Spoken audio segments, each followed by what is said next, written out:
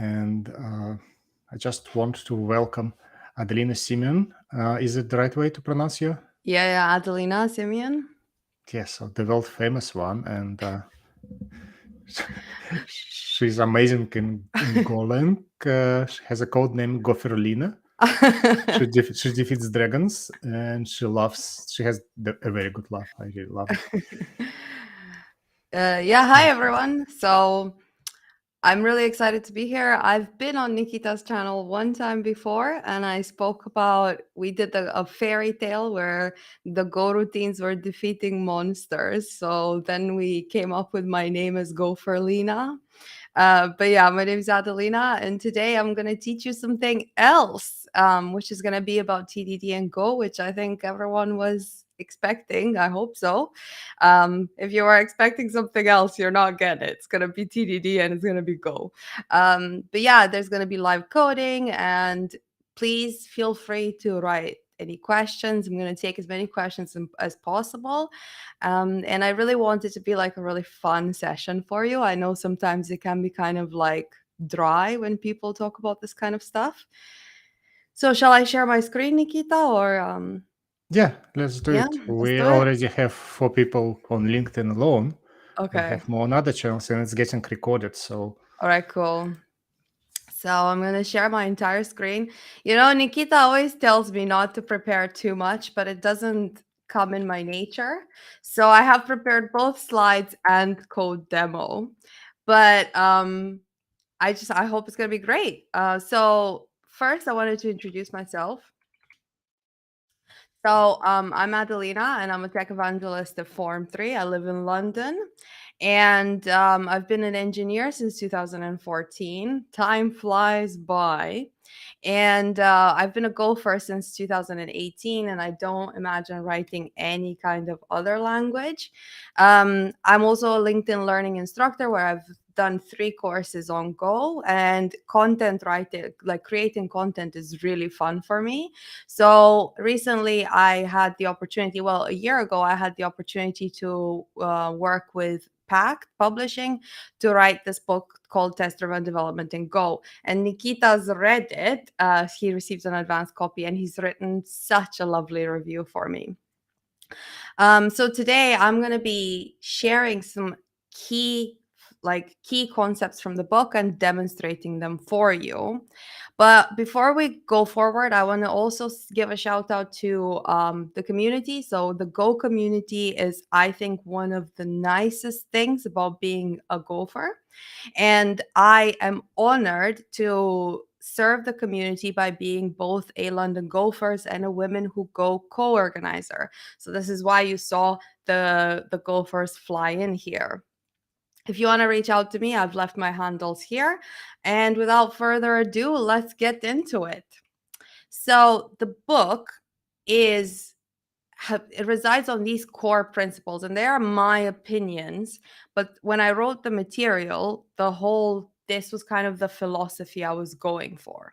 So the first one is that writing testable code requires a thorough understanding of the language. So in my case, I wrote about Go, it requires a thorough understanding of how we should structure Go code, and then you can write testable code, and writing tests is really easy. The second principle is that TDD is hard, not because writing tests is hard, but because it's hard to have a clear vision of what we are trying to build, especially when problems are ambiguous. So, one of the things that sometimes people get really focused on implementation because it's something tangible. But having a clear vision of exactly the requirements that you're trying to fulfill is something that's really important, and that will make it easier for you to structure your tests. We'll talk. Adelina, I think your screen share doesn't work for some reason. Oh, you can't see my. Yeah, can you probably turn off your camera for a second? And yeah, it's just weird. It's this restream thing. It doesn't. Whatever buttons I click, it doesn't actually. Never seen it before. So still shows you on the. So I turn my camera off. Yeah, and if you click the share screen now, what will happen? Is it because I'm sharing the entire screen, maybe? So now? I don't know. That's one moment. How do I? I'm not sure actually how to, because yes. Okay. So well, I'm just. I'm not sure what to do because Restream has a bug apparently. 1 second. Mm. I will just reload.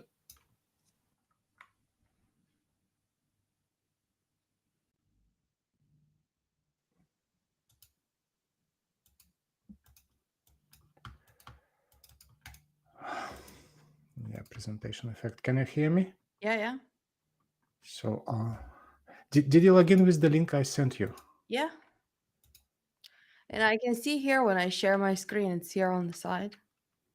Oh, you can see on the side? Yeah. Because when I'm watching the stream, I only see because I'm trying to on the link. So I can see what I'm sharing.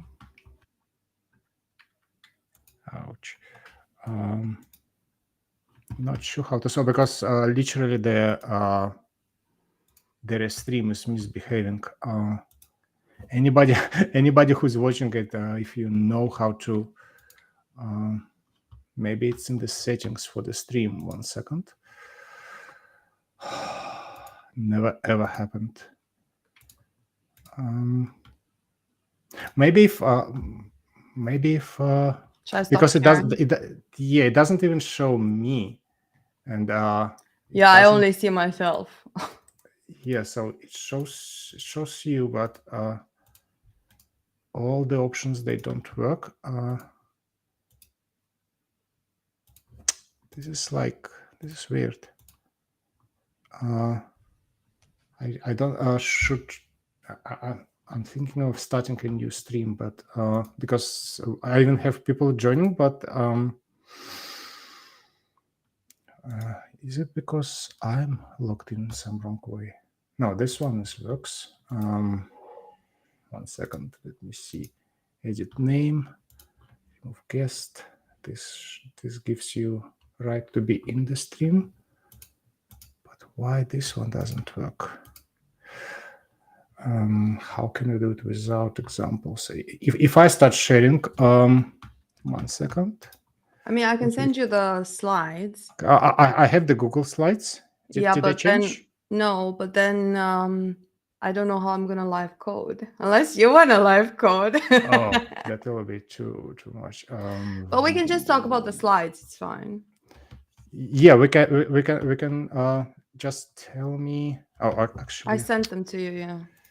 Yeah, I'll just quickly try to share the screen and see. Hopefully that works.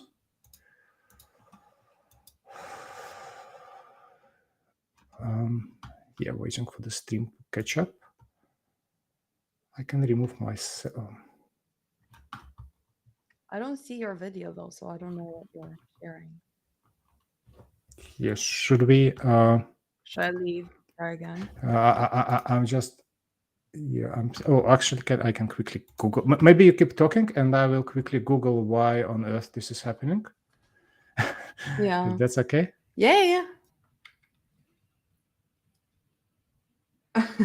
Yeah, sorry. I don't know anything about live streaming. But I know about presentation preparing. And I don't know how to help Nikita, unfortunately. Yeah, I can share the slides with everybody else, but basically what I was gonna show you is that let me double check 2 seconds. Is that basically in order to write testable code, you need to understand what you're doing, and you need to have like a clear understanding of the problem you're solving, which is something that's like more difficult than you might think to achieve. Another thing that I advocate for in the book is that engineers should take ownership of testing at all levels, so not just unit testing.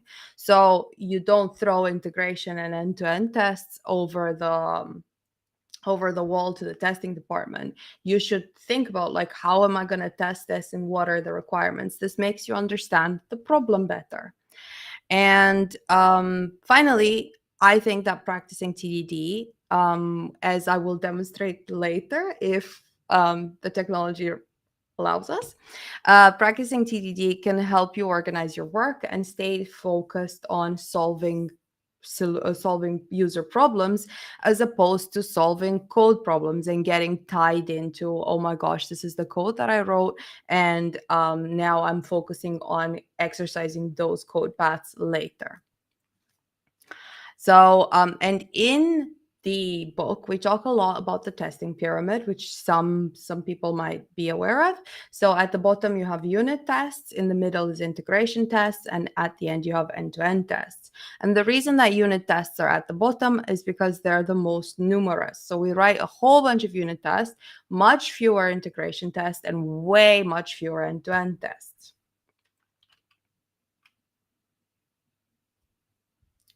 I also discuss some pros and cons of doing TDD. So while it can help you organize your thoughts, obviously nothing is for free.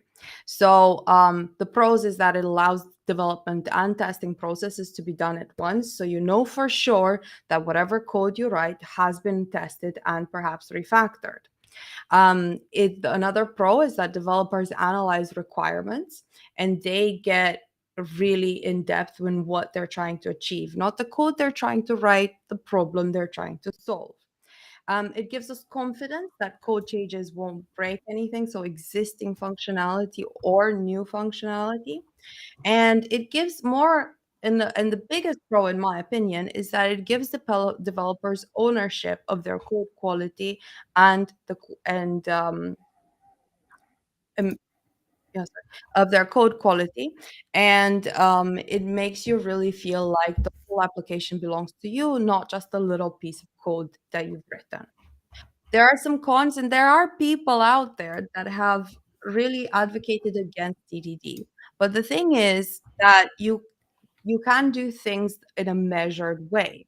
So one of the cons is that it requires more code up front, as you have to write the test. You kind of have to like write double the amount of code. Requirements need to be elaborated in more detail. So in order for once engineers get involved, you need to have a clear understanding of what the requirements for the code are. Then further, when you're going to refactor the code, test maintenance can be time consuming. And it can make it harder for you to it can make it harder for you to like refactor your code, because now you have to like refactor double the amount of code. However, the fact that you have increased confidence that you're not introducing bugs, you're not introducing regressions, in my opinion, still makes TDD a very useful workflow.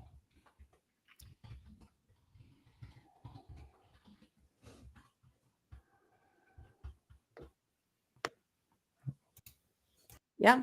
So one of the things some people might have heard about is the red-green refactor method. Um, So this can be done at any level as long as we understand the test inputs and expected outputs. And when you're talking about testing, another thing you should consider is that you should think about functional and non-functional testing. So even if you're running, the most perfect, correct code, if it's really slow and costs a ton in the cloud, nobody's going to want to use it and your boss won't be happy. So the red-green refactor method, I've got diagrams here, but you can, I suppose, see them later. Um, Starts with writing a failing test for your requirement, and then changing over, implementing this requirement, rerunning the test to make sure that it's now passing. And then you go through the refactor, which improves cleaning, which improves your code quality and makes sure that you're writing tests, you're writing code that will stay in its current form. And you repeat this process by changing from source code and test code, and doing all of these things in parallel. It is really easy in Go because test code lives alongside source code. So all you have to do is just move between files. And I will, if maybe I'll record a video for you later. I'll demonstrate exactly how easy it is to change around.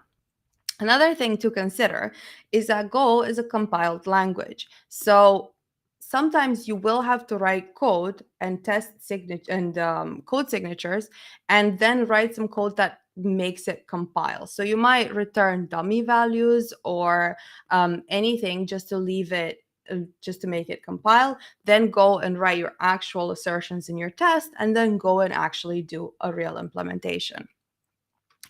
One thing to remember always when you're practicing TDD and you're writing tests is to test outputs, not implementation.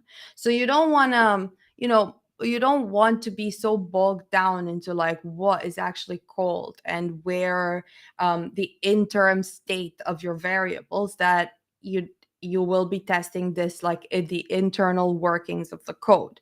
What you should be focusing on is the input, what input is it receiving, and what output is coming out of it. And this is where, a functional code really shines, because you know for sure that it's going to be repeatable. It's not going to have some like random middle state that's going to be from some inherited configuration somewhere. Now, to take it a little bit more, so this was the basics of TDD. But to take it more, should I keep talking, Nikita? I don't feel like, is anyone there? Yeah, we have three guests, and Google half of the internet. I'm already using Edge, and this thing just doesn't work. I think I'll need to contact Restream support. So Okay. if you want, we can make today like a lighter version, and then I will. Okay, so I'm just contact our friends from Restream. Okay, yeah, but it's kind of difficult because yeah, I don't. It would be useful to see the diagrams. If you could share the screen or something. Or I can try to end the stream and then run it again. Okay, then it will relaunch on the same channels, friends. So whoever is watching there, and those who are logged in as guests, I'll send the link in our in our what's called Discord thing. Okay, so I'm ending the stream, and I'll try to set a new one. Okay. And hopefully this time our stream will work. Okay, sorry for that. I hope the power of the bear will help us. So.